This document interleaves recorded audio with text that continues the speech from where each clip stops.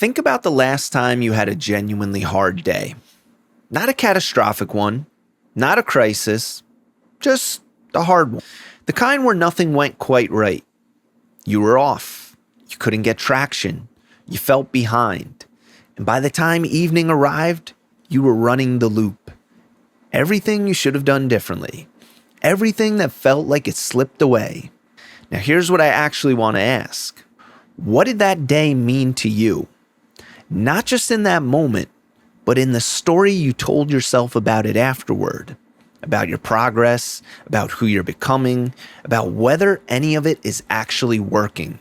Because I think there's something quietly dangerous happening in those conversations we have with ourselves at the end of a hard day.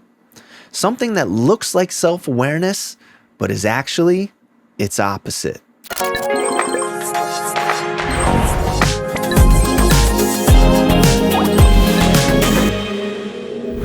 Welcome back to Uplifted Living.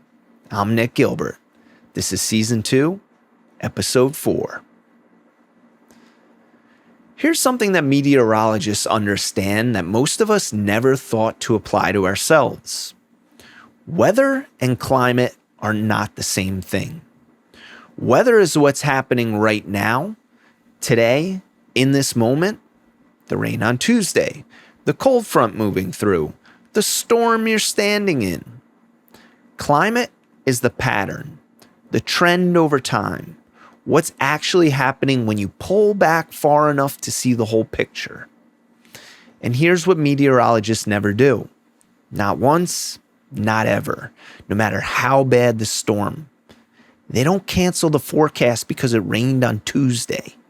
They don't look at one rough week and say, well, the overall trend was clearly wrong. The storm is data, not the conclusion.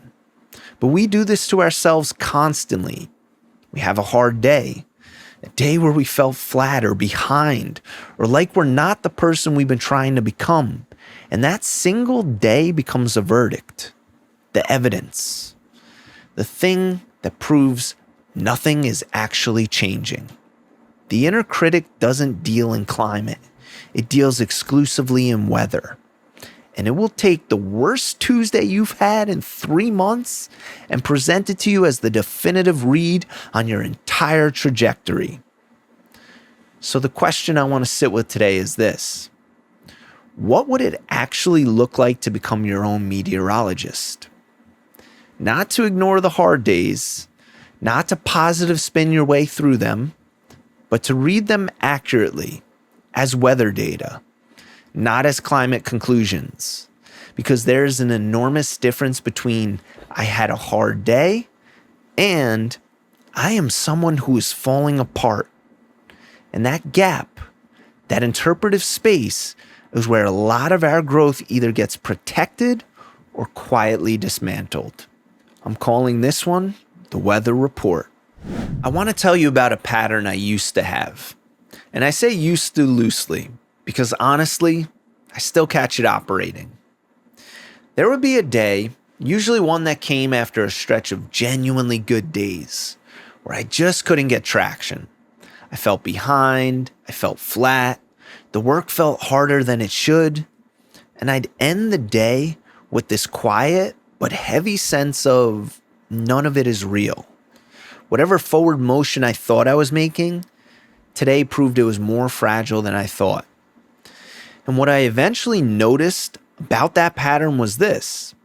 I was assigning enormous interpretive weight to one data point, one day, out of a whole stretch of days. One storm in a season that was honestly trending somewhere good. But the bad day was louder. It felt more true somehow, more evidential. And I think I understand why. There's something in how we're wired, specifically those of us who spent a long time trying to grow, trying to become something, trying to close the gap between who we are and who we want to be. There's something in that orientation that makes us hyper-vigilant to evidence of failure. Not because we're weak, because we've learned. We've learned something along the way, that hard days are useful information, that they're signals, that we should listen to them. And they are useful. They are signals, but only if you know how to read them. A hard day is not a verdict. It's a weather report. And the difference between a meteorologist and someone panicking about one storm isn't intelligence. It's not resilience. It's not even mindset. It's time frame. The meteorologist is looking at 90 days of atmospheric data and reading the trend. The person panicking is looking at today's sky. Both of them are looking at real information. Only one of them is reading it in context. Most of us have been taught implicitly through everything we've consumed about productivity and growth that a hard day is a problem to be solved, a signal that something is wrong, an indication you need to course correct. But what if some days aren't signals at all? What if some of them are just Tuesday? Not everything has a lesson. Not every storm is a warning. Sometimes the atmosphere just does what atmospheres do. And the wisest thing you can do is note it, let it pass, and keep reading the climate. And the person who keeps reading, even when the sky looks wrong, that's not someone failing at growth. That's someone doing it. Let me give you 3 specific and practical things you can try, and none of them require a total psychological overhaul. Anchor 1. Keep a climate log, not just a journal. Most journaling practices focus on what happened today, and that's not wrong, but if your only reference point is today's entry, you're reading weather. Here's the practice.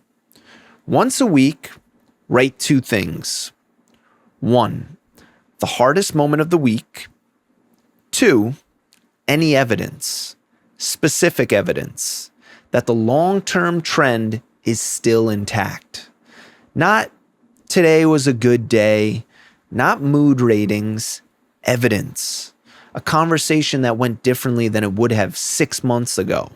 A reaction you had or didn't have that shows the update is still installing.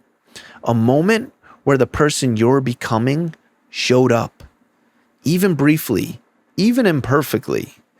You're building a climate record so that on the next hard Tuesday, you're not reading the storm in isolation. You're reading it against 30 days of atmospheric data. The inner critic only operates on today. Give yourself a longer record because you're not building a mood tracker. You're building evidence of who you're becoming. The next one is quiet, but it's the one that changed things the most for me. Anchor 2, name the narrator. You have a narrator. We all do. It's the voice that runs the internal commentary on everything that happens to you, including the hard days. And that narrator is not objective. It has a bias.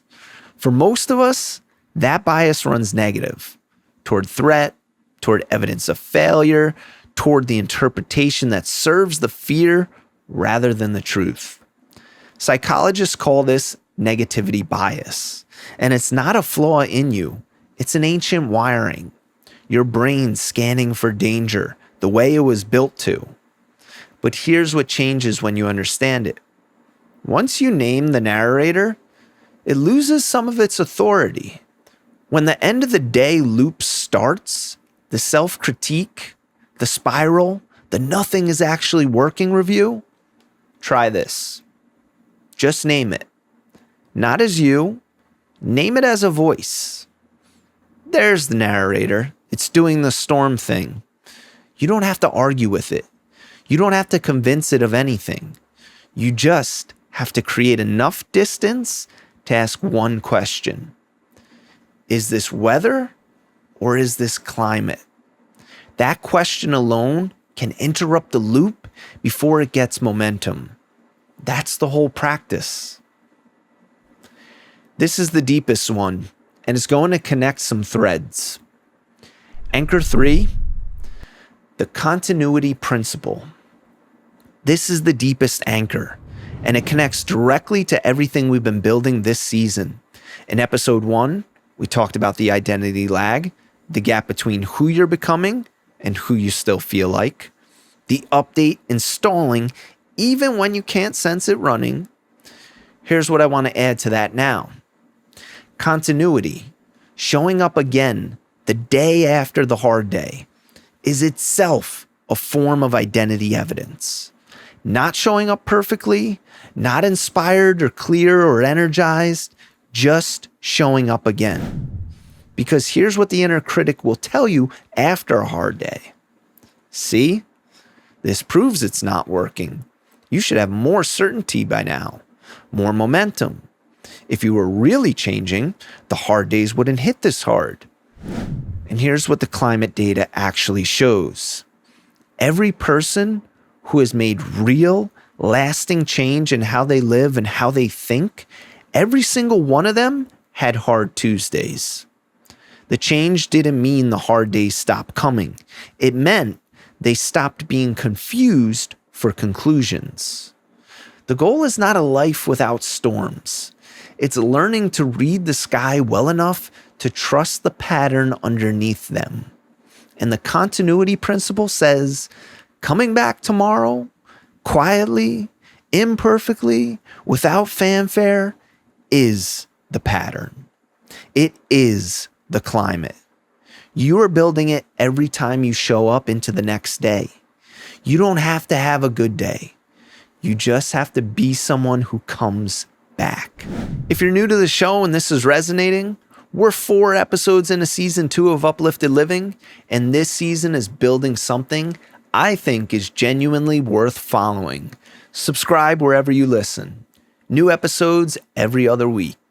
Okay, last section, and it's the one I most want you to hear. I want to speak directly to someone right now. You had a hard week, not a dramatic one. Not the kind you'd feel comfortable calling hard in mixed company, because from the outside, it probably looked fine.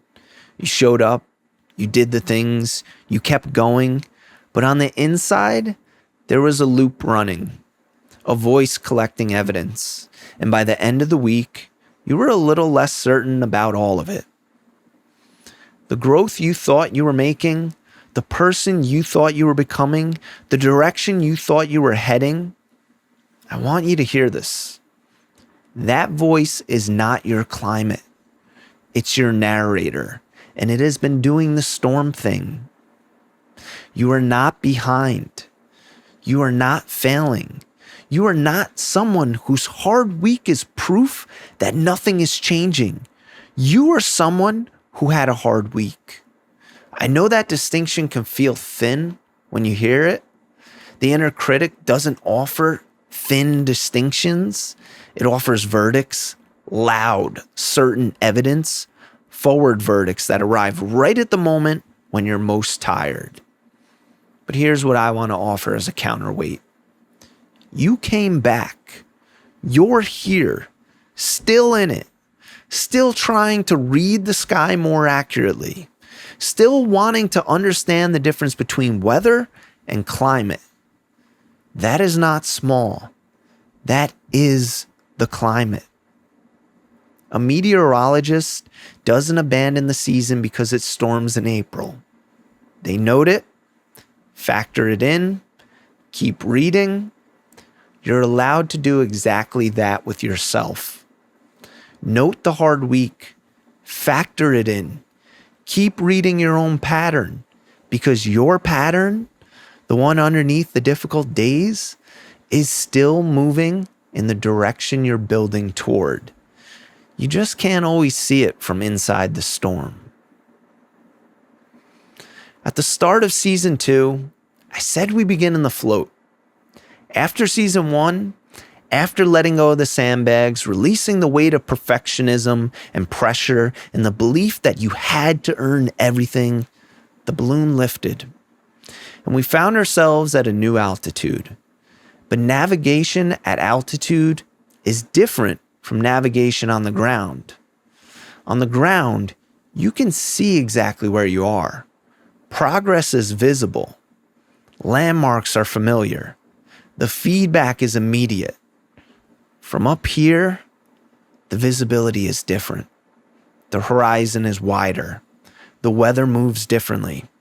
And it is genuinely harder to know on any given day whether you're on course. So over these 4 episodes, we've been building a navigation system for this altitude. Episode 1, the identity lag. Trust that the update is installing, even when you can't feel it running. Episode 2, the comparison mirror. Stop using someone else's instruments to read your own position. Episode 3, the charging port. You cannot navigate any of this on an empty battery. And episode 4, the weather report. Your hard days are data, not verdicts. Read the climate, not just today's sky. Here's the frame I want to leave you with, in the biggest picture I can offer. The version of yourself you're becoming, the one who lives with more clarity, more intention, more self-trust, that person still has hard days. Not fewer, not easier, just a different relationship with what those days mean. They feel the storm. They don't confuse it for the season. That's what we're building toward. Not a version of yourself that never struggles, a version of yourself who reads the struggle accurately. This week, just one thing. At the end of your next hard day, before the narrator gets momentum, ask one question. Is this weather, or is this climate? That's it. Pause long enough to ask it. You don't need the answer right away. The pause is the practice. Thank you for being here this week. If today's episode helped you see a recent hard day differently, share it with someone who's been stuck in a storm and needs help reading the sky. Follow the show wherever you listen. Season 2 is 4 episodes in, and I think we're building towards something worth staying for. Take care of yourself. Actually.